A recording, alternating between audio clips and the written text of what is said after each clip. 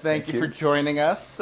We talked about maybe moving this event to the Caribbean next year. Yeah, you can watch some cricket and have some good weather. That sounds great. If you want to lob a question up here for Satya, please scan the QR code and you can submit a question. But I want to start with a question, Satya, that I know you're just going to love, which is acknowledging this remarkable moment at the end of last week where the market capitalization of Microsoft surpassed Apple and Microsoft became the most valuable public company in the world. And it just reminded me of a moment in 2010 when Apple's market cap exceeded Microsoft's and Steve Jobs sent an email to employees. And he said stocks go up and down, but he wanted to recognize an extraordinary moment. And he said, and remember, Apple is only as good as our next amazing product.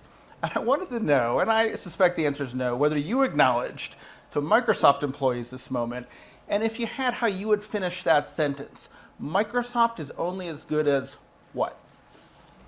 I think Jobs had it right. I think if I had to sort of pick up, we're only as good as our ability to execute, prosecute our mission. Because in some sense, there's no God-given right for companies to even exist forever, right? They have to serve a social purpose.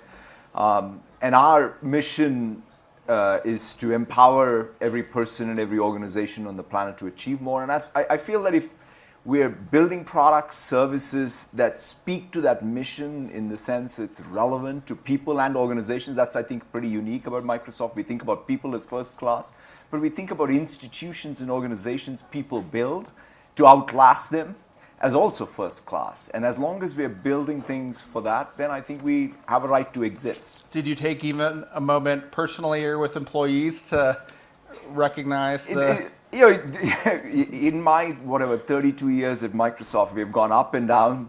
And that's why I think the most important thing to focus on is, and this is, after all, a lagging indicator, not a leading indicator. So the last thing you want to do is to fixate on a stock price, which we know means nothing in terms of what happens tomorrow, especially in our industry, which really has no franchise value, quite frankly. I mean, the problem in some sense is for all of us whether we can bet it all on what comes next, which means it's very, very hard. Right, and speaking of what comes next, you guys have been fairly aggressive and out in front on adding AI features and capabilities to your products. And yesterday, you made an announcement where you're expanding the rollout of the Copilot tool, fueled partly by your partnership with OpenAI, into Microsoft products like Outlook and Word and Excel. Talk a little bit about that, and how widely do you expect those tools to be used? Yeah, I mean, if I step back, if you sort of look at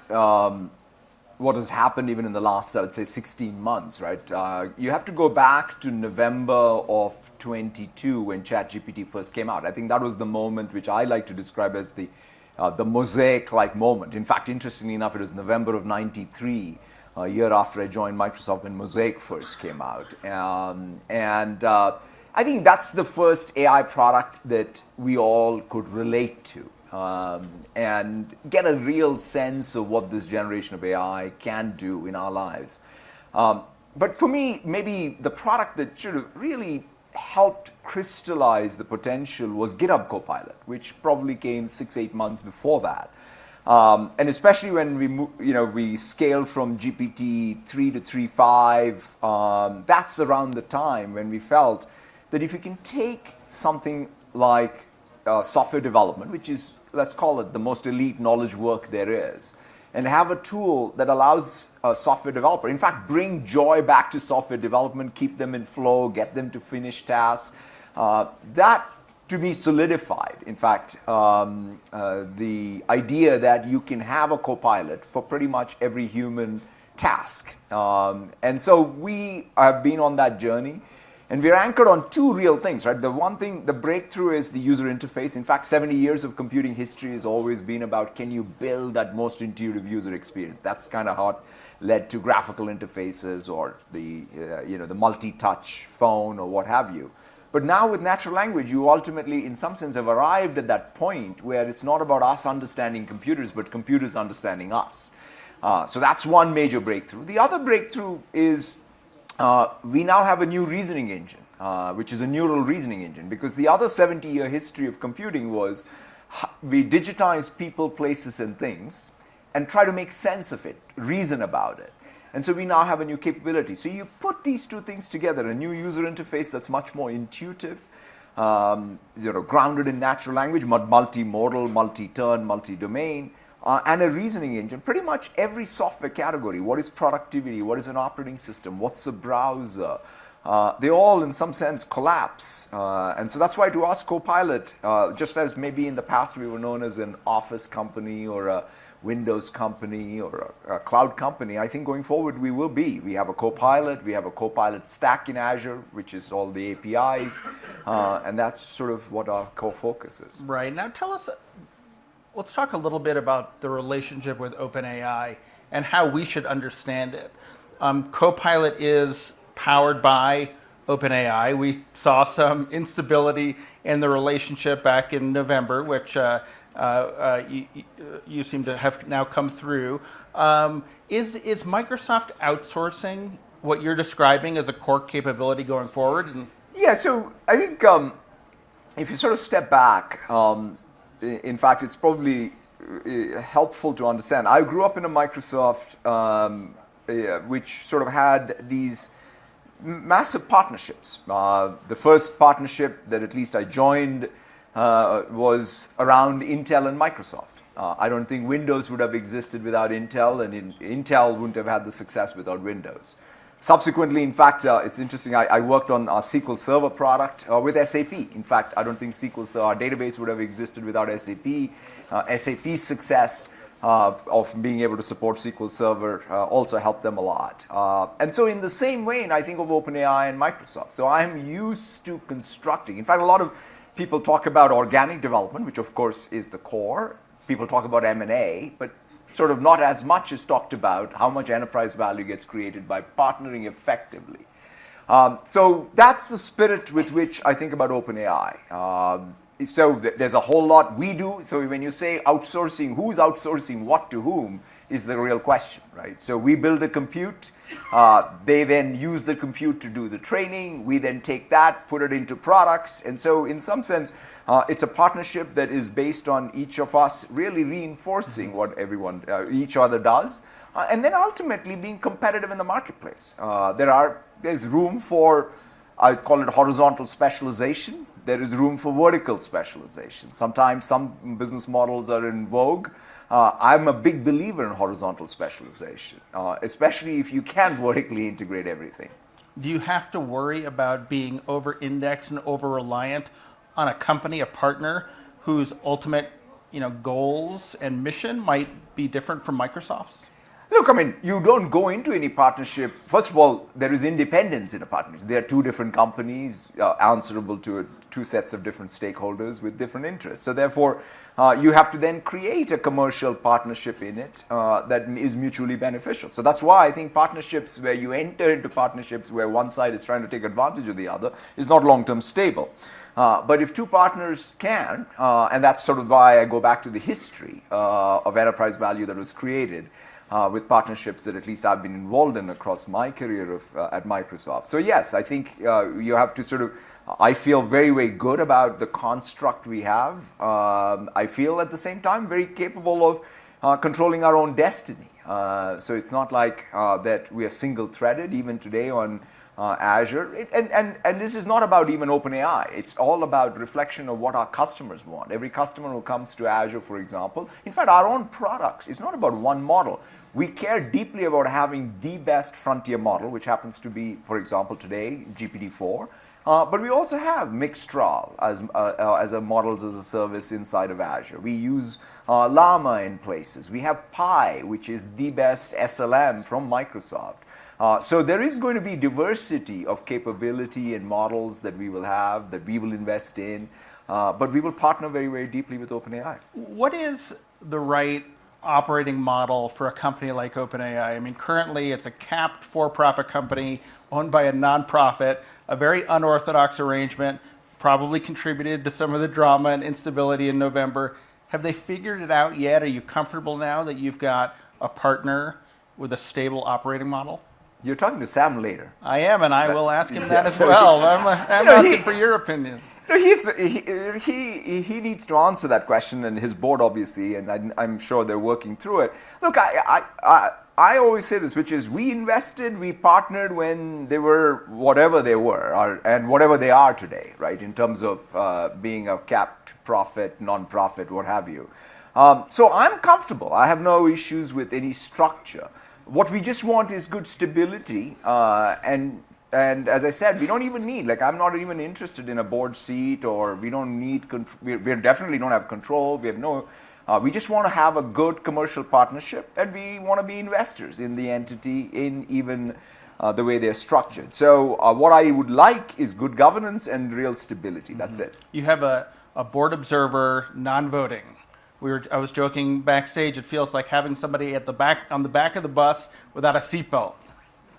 Yeah, I mean, it doesn't matter to me, right? I mean, the board seat is not the critical path at all for us. What is most important, as I said, is we just want a board that cares about OpenAI on the OpenAI side, and that's all we care. I mean, like, that's all we can ask for.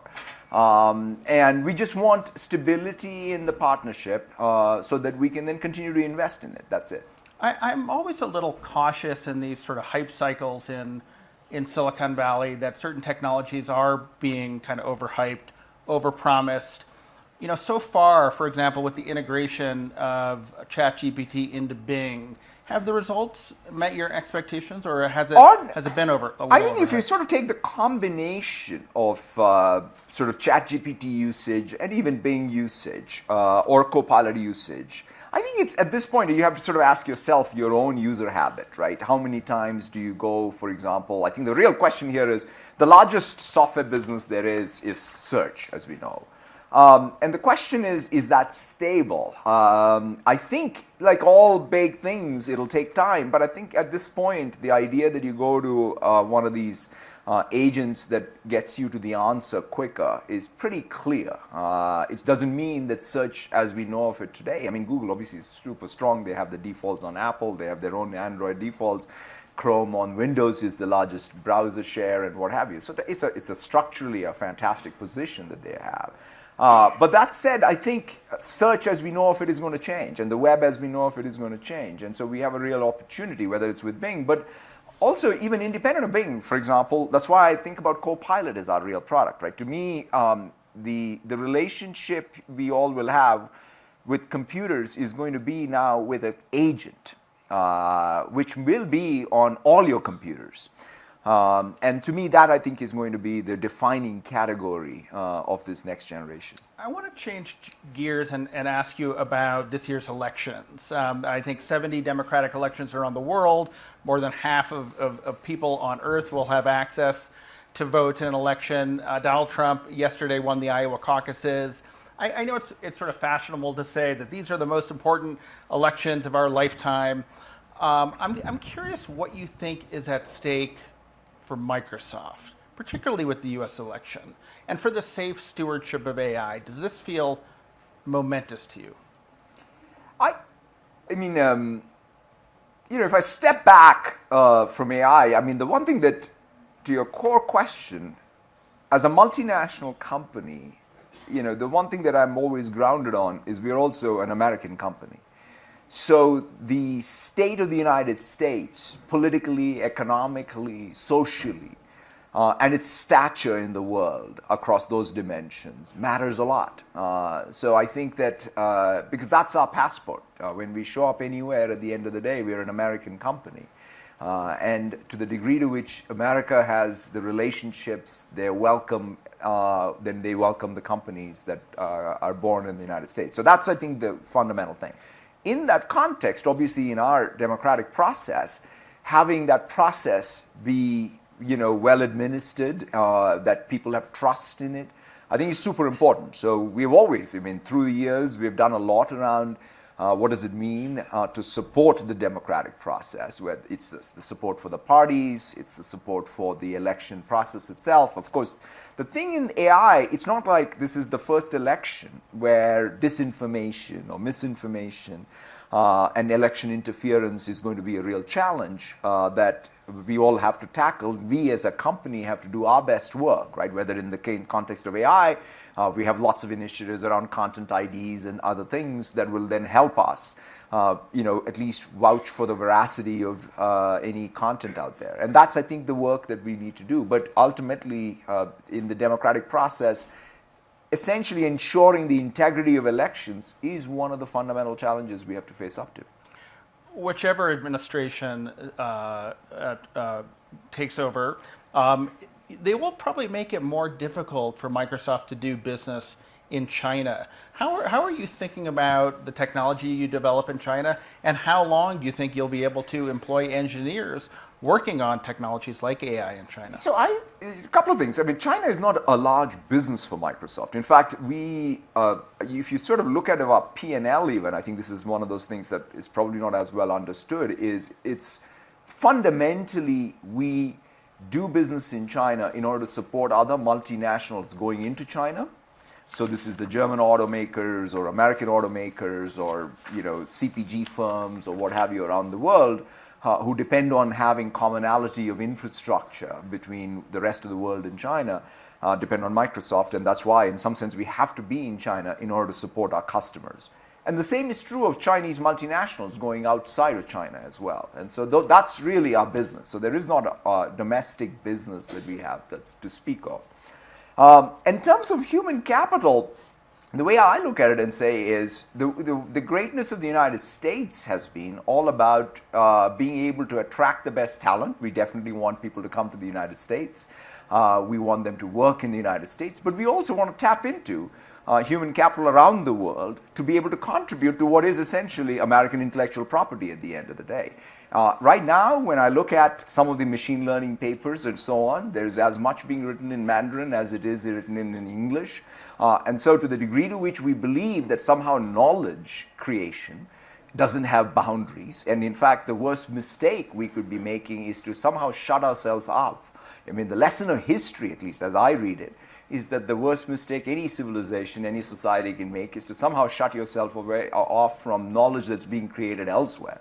So to us, if there's great talent in China that wants to work while at Microsoft, contributing to essentially an American company's intellectual property, we welcome it. At the same time, we are very, very clear about sort of, hey, this is our intellectual property. We are definitely not going to have any collaborations that are not in alignment with in the United States' national interest. Okay. I want to go back to Microsoft's investment in OpenAI, which is being scrutinized now by the EU and others. It feels to me like, to the extent that there was a holiday for Microsoft in terms of antitrust scrutiny, the holiday has ended. But do you feel like Microsoft going forward will now be more limited in not only the kind of acquisitions it can do, but now the kinds of investments that it can make? Look, I mean, I think it's inevitable that, regulators everywhere, antitrust folks are going to look at, whatever a company of our size and scale does.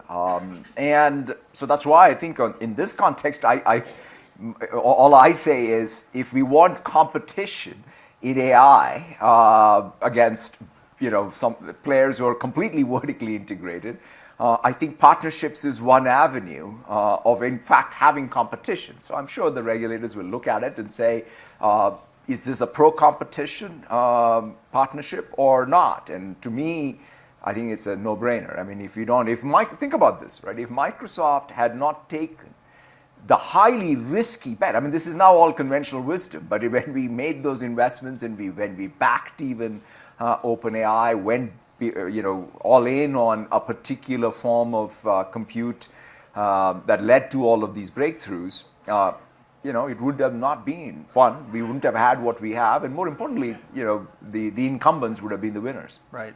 It took 21 months for Microsoft's acquisition of Activision to be approved, and then I think it was a couple weeks later, Adobe's attempted acquisition of Figma was going to be rejected. They walked away from it. Is the era of big deals over? I think this is where perhaps looking at, whenever I talk to any antitrust folks, I always ask them, have they talked to venture capitalists? Because I feel the best way to make sense is not by size of any one company and things, what is a big deal, what is a small deal. There is conventional wisdom. There are no-fly zones. And then every VC you meet will tell you where the no-fly zones. So all you got to do is track, because at the end of the day, you want new entrants, right? That's the core of making sure you have vibrant competition, is that there is room for new entry and new innovation. And that's where venture money is focused on. And so by category, you look at that. You take productivity, right? Sort of a place where we have, some great success in the past. But think about the number of new companies that have been born even in the last 10, 15 years, right? Zoom, Slack, Notion. I mean, you wake up and there's a big company. Why is that? That is because there's a real opportunity for new entrants. Then you say, okay, how many new search engines have been born? None. And so to some degree, that I think is the analysis. The unit of analysis is as simple as looking at where is venture money going, in which categories. And gaming, that was, we've been at gaming, we love gaming. In fact, Flight Simulator was created before even Windows. But we were number 3, number 4. And with now Activision, I think we have a chance of being a good publisher, quite frankly, on Sony and Nintendo and PCs and Xbox. And so, yeah, we're excited about that acquisition closing. I'm glad we got it through. But I think each category by category is the view. I want to quickly ask an audience question, and perhaps this audience member went to CES, where there were a lot of AI, of course, was a theme, and there were a lot of AI-powered gadgets that were displayed. Do you feel like we're coming to the end of the smartphone era, and what does an AI successor to the smartphone look like, and does Microsoft eventually play in that category?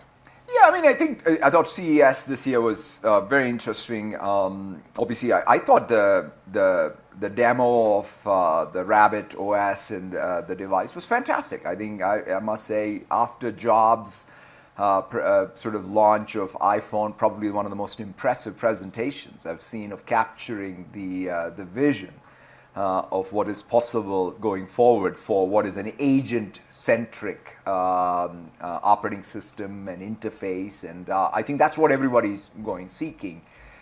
Which device will make it and so on, it's unclear. But I think it's very, very clear that computing, I go back to that, right? If you have a breakthrough in natural interface, where this idea that you have to go one app at a time and all of the cognitive load is with you as a human, does seem like there can be a real breakthrough.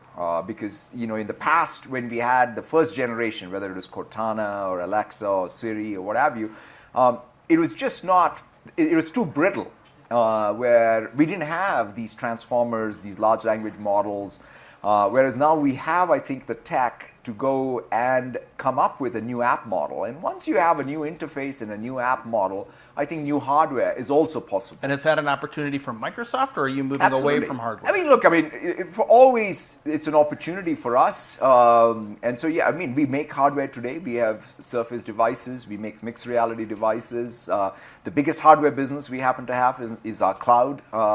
We stream from the cloud. So therefore, I think you'll see us exercise the full stack of it.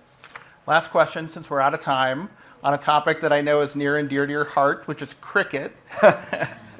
You're sponsoring a league here in the U.S. How do you convince Americans who can barely get through a soccer game to fall in love with cricket? Well, I mean, look, there's room in the United States for all kinds of things. But quite honestly, I mean, to us, in fact, the interesting, since you brought up cricket, actually, the next World Cup of the T20 is in the United States. I'm looking forward to India and Pakistan. There's an India-Pakistan game in New York. Will you be going? I hope so. If I can get tickets, that is. I'll go. I think you can probably swing a ticket. But I mean, look, it's a sport that obviously for us South Asians it's a big deal. It's a religion for us, and so we're obsessed about it. And I love the sport, and I'm glad that it's now being played even in the United States. In fact, originally the first Test match I think was in U.S.-Canada, but after the American Revolution, I think Who won?